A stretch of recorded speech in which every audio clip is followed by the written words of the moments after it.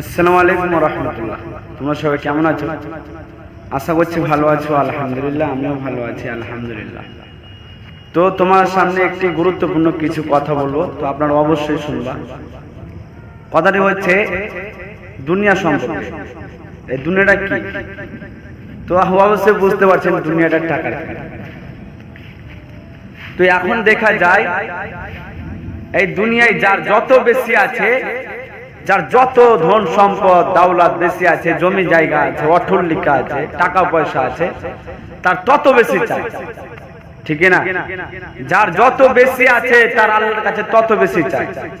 যার একটা সাইকেল আছে তার বাইক চায়, যার একটা বাইক আছে তার কার চায়, যার একটা কার আছে তার হেলিকপ্টার চায়। চায়, এই চাহিদার কোনো শেষ নেই। আল্লাহর কাছে চায় চায় চায়। এই দুনিয়ায় সব চাইতে ওরাই চায় যার বেশি আছে, ধন সম্পত্তি আছে, জমি জায়গা আছে, তারাই তত বেশি আল্লাহর কাছে চায়। আল্লাহ আরো লাগবে, আরো লাগবে, আল্লাহ আরো লাগবে। কিন্তু যেটুকু আল্লাহ দিয়েছে ওইটুকুতে আল্লাহ শুকরিয়া আদায় করে।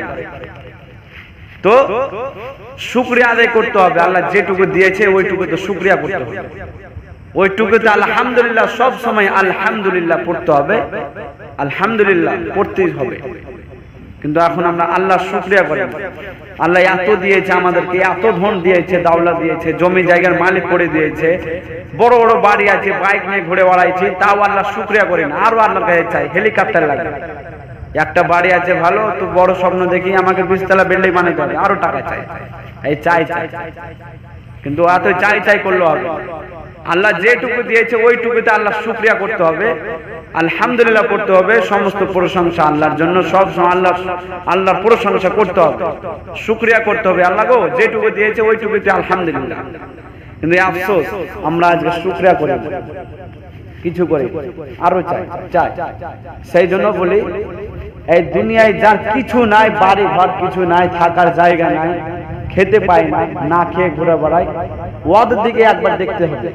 কি যে খেতে পায় না, পাগলের মধ্যে ঘুরে বেড়ায়, ওদেরকে একবার চোখ তুলে দেখতে হবে। ওরা কি অবস্থানে আছে, কি হালাতে আছে, ওদেরকে একবার চোখ তুলে দেখতে হবে। কিন্তু আমরা দেখি না।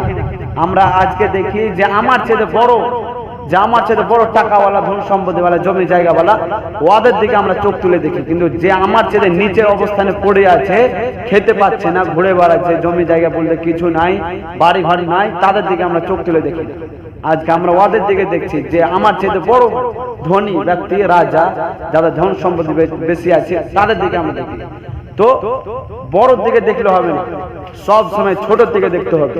এই দুনিয়ায় যে খেতে পায় না, যার টাকা পয়সা কিছু নয়, পাগলের মতো ঘুরে বেড়ায়, ওদেরকে একবার দেখতে হবে। কি ওরা তো আরো হালাতে নিচে আছে, আর আমি তো ঘুরে বেড়াইছি, আমার কাছে টাকা পয়সা আছে, বাড়ি ঘর আছে, সব কিছু আছে, ওইটুকু তো আল্লাহ শুকরিয়া করতে হবে। আর খেতে পাচ্ছে না, কিছু করতে পারছে না, ওদেরকে একবার তাকিয়ে দেখো।